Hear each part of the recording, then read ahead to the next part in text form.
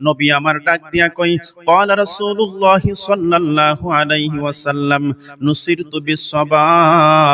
আমার নবী বলেন, ভোরের হাওয়া দিয়ে আমি নবীকে সহযোগিতা করা হয়েছে, সকালের হাওয়া দিয়ে আমি নবীকে সহযোগিতা করা হয়েছে।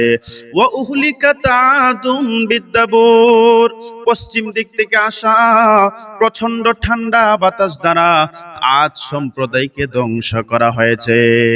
তাহলে দুইটা বাতাসের কথা আমরা হাদিস শরীফ থেকে জানলাম, একটা হলো ভোরের হাওয়া, আর একটা হলো পশ্চিম দিক থেকে আসা প্রচন্ড ঠান্ডা বাতাস। ঠান্ডা বাতাসটা হলো ক্ষতিকারক, আর ভোরের হাওয়া হলো উপকারী। উপকারী হাওয়া কোনটা?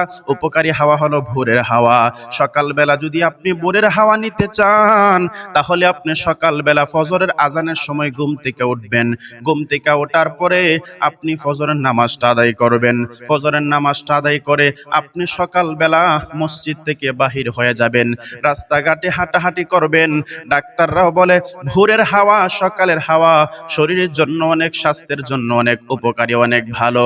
আমার নবী বলেন, নুসিরতু বিসসাবা, ভোরের হাওয়া দিয়ে আমি নবীকে সহযোগিতা করা হয়েছে।